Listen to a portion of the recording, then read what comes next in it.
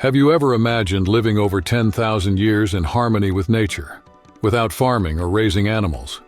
On the shores of Lake Eyasi in northern Tanzania, there's a tribe that still follows this way of life today. They spend hours rubbing stones together to make fire, rejecting the convenience of a lighter as a way to reaffirm their ancestral traditions. In this community, men can have more than 10 wives, which naturally sparks curiosity. How do they manage to give attention to all of them in a single day? That's just one of the many questions that arise when we take a closer look at their daily lives. Imagine waking up next to a remote lake, where the first thing you do isn't checking your phone but grabbing a bow and arrow to provide for your family. That's everyday life for the Hadza, a group that lives near Lake Eyasi.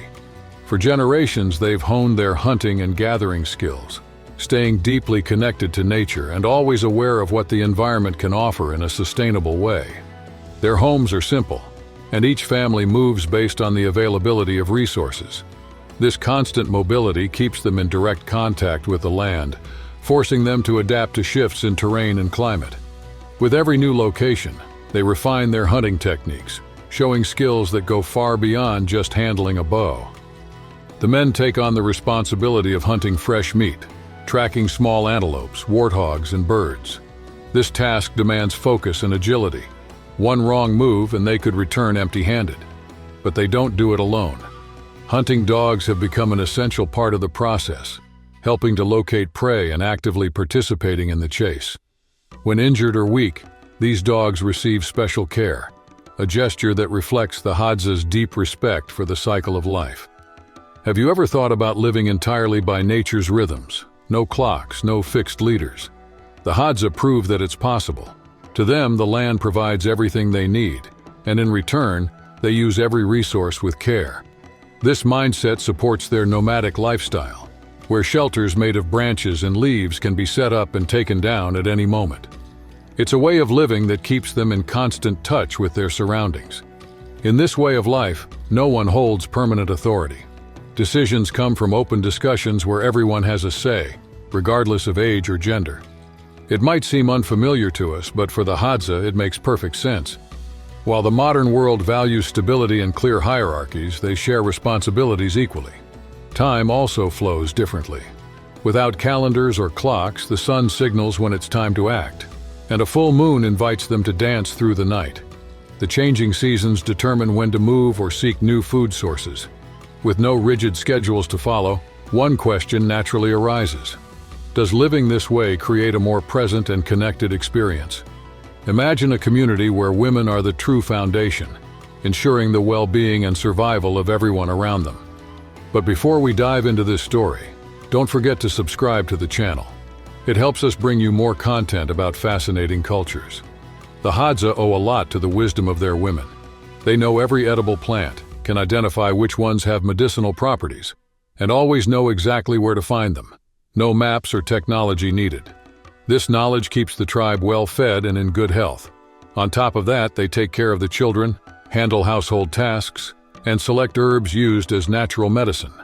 Thanks to their dedication, meals stay balanced, and everyone's health is looked after.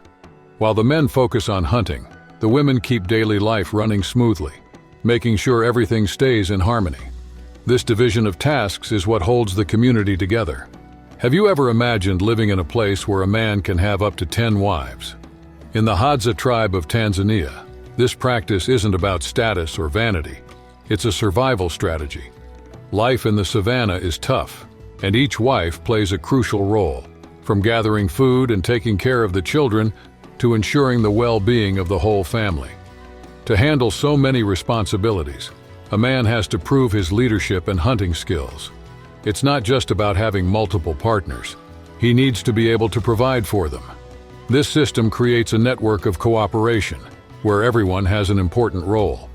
By sharing the workload, the community stays organized and manages daily challenges more efficiently. Those who choose this way of life are never alone or without something to do. Have you ever wondered how marriage works in communities where families play a big role in choosing the couple? Among the Hadza, it's a unique process. While relatives encourage the union, nothing is decided without the full consent of both the bride and groom. That's the starting point for an agreement that only moves forward if both are completely on board. Once the couple confirms their desire to marry, the groom's family usually offers gifts to the bride's family. These can include food, honey, or handmade items. More than just a tradition, these gifts are a sign of respect and help bring both families closer together. Even though polygamy is accepted, most Hadza men choose to have just one wife, making monogamy quite common in the tribe. When the wedding day arrives, the whole community joins in for a festive celebration filled with music, dancing, and joy. There's no room for fancy dresses or modern outfits. Wearing traditional animal skins reinforces their cultural identity and strengthens the bonds between families. After the marriage, household responsibilities are clearly divided. Men take care of hunting and protection, while women gather food and are responsible for raising the children. Did you know that the Hadza people live in one of the driest regions on the planet, yet they found smart ways to get water? To find this precious resource, they search for nearly invisible streams, locate natural wells, and even uncover underground springs. When the surface is completely dry, they dig deep into riverbeds, patiently reaching the water flowing beneath the earth. Once they find it, they store every drop in natural containers like watermelon rinds or pieces of cork. But that's just part of the challenge they face. Their daily survival also depends on a diverse diet sourced directly from their surroundings. Roots, tubers, wild fruits, honey, and meat from various animals make up the Hadza menu. Some of their food choices might seem unusual to us, like porcupine, but they're essential for people with limited access to other protein sources. During their hunting rituals, they go after everything from small rodents to larger antelopes, putting in a serious effort to secure their next meal. Have you ever wondered what it's like to eat porcupine or even insects? And when it comes to trade, do the Hadza use money? The answer might surprise you. For a long time, the Hadza didn't use coins or bills. Instead, they relied on something much more natural, sharing and bartering. If someone needed food or an item, they would simply ask, offering something in return. This exchange system kept the community tight-knit and made sure no one went without what they needed. Nowadays, some Hadza have started using money, especially when trading with other communities or at local markets. They craft baskets, handmade jewelry, and even welcome visitors curious about their way of life. Through these activities, they're able to get things they can't find in nature, like modern clothing and metal tools. In this way, they manage to hold on to many of their traditions while also adapting to the world around them. The Hadza keep an ancient tradition alive, crafting bows and arrows by hand. This skill, passed down through generations, is a key part of their identity. They use acacia wood to carve their bows, while the arrowheads are made from metal or bone. It's a technique that takes time, practice, and serious attention to detail. Hunting itself isn't random. Every move is calculated. They need to understand animal behavior and know exactly when to strike. The Hadza move through the savanna as if they're part of it, carefully observing everything around them. Once they spot their prey, they can wait patiently for hours, holding out for the perfect moment to shoot. In that moment, precision matters more than strength. Often just one well-placed shot is enough to secure a meal. When they hunt in groups, their teamwork is undeniable. They communicate through subtle signals, quick hand gestures, or barely noticeable expressions. Their coordination feels like a well-rehearsed choreography, where each person knows exactly what to do to ensure a successful hunt. Can you imagine risking your own skin to gather a food source that, at certain times of the year, can make up to 80% of an entire group's calories? That's exactly what the Hadza do when they go in search of honey. For them, this sweet liquid isn't just a treat, it's a vital source of energy, just as important as hunting. The journey to the beehive starts with the help of a small bird known as the honey guide, which leads them to the hidden bee nests. Once they find the spot, the Hadza climb towering trees with no safety gear whatsoever. This is where things get intense. They endure painful stings and use only basic tools to reach the honey. But they push through the discomfort because they know that once they taste those golden drops, they've secured an important food source, even in times of scarcity. As for the bees, they're not seen as enemies. The Hadza consider them guardians of something precious, and every hive is treated like a sacred gift. Collecting honey isn't just about physical strength. It's also about deep respect and connection with nature. Even the stings are accepted as part of an unspoken agreement. The Hadza take the honey, and in return, they endure the pain. Imagine for a second that they just use a simple box of matches to start a fire. Now forget that idea. The Hadza have a method that dates back to ancient times, passed down through generations. They don't rely on modern tools, just two pieces of wood, a dry, sturdy base and a thin stick. It all starts with a handful of dry grass or leaves placed on the base. Then they position the stick between their hands and rub it quickly, just like someone trying to warm their palms on a freezing day. The intense motion generates heat, and within moments the first spark appears. With a gentle breath, the fire comes to life, flames flickering without a single match, lighter, or modern tool. Have you ever imagined making fire using nothing but the friction of your own hands? When you hear the word taco, you probably think of a Mexican dish. But for the Hadza, it means something completely different. They use taco to describe a blend of wild tobacco and local herbs, prepared in a simple but effective way. It all starts with carefully selected leaves, which are dried and ground into a fine powder.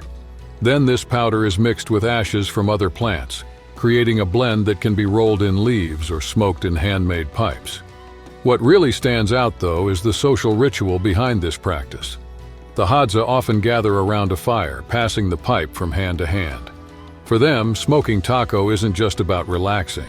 It's a time to share stories, strengthen bonds, and create a sense of unity that keeps their community connected. As for the taste, it's not for everyone at first. It has a distinct, bold flavor that takes some getting used to. But the experience goes beyond just the taste. Smoking taco is a way to step into an ancient tradition, rich in meaning for those who live it every day. Imagine yourself in the vast African savanna, where every detail of daily life reveals a deep connection between a people and their land. This is the world of the Hadza, a tribe whose identity is reflected in their clothing and traditions. Their outfits are made from the hides of the animals they hunt, carefully treated to provide protection from the elements while allowing for freedom of movement. Men wear short leather skirts, while women prefer slightly longer garments, layering them to handle the scorching sun during the day and the chilly nights. But beyond practicality, their adornments hold deep cultural meaning. Necklaces made of seeds, shells, or beads carry stories and traditions passed down through generations. As the sun sets, music and dance bring people of all ages together around the fire. This is when the true spirit of the community shines, with rhythms that celebrate life and strengthen the bonds between families and friends. The way the Hadza educate their children is also remarkable. There are no schools or books. Learning happens through daily life. Boys follow the elders on hunts, picking up skills like using bows and arrows, tracking footprints, and staying out of reach of dangerous animals. Girls learn from the women, gaining knowledge about gathering fruits, using medicinal plants, and making the most of the resources nature provides. Around the fire, the elders gather to share stories that are more than just entertainment. These tales, often accompanied by songs, carry values, traditions, and lessons that help the group survive. For generations, the Hadza have roamed freely, hunting and gathering, but now they face a different reality. Much of their land is being turned into farmland. This shift forces the community to adapt to new conditions, but many still find ways to keep their traditions alive.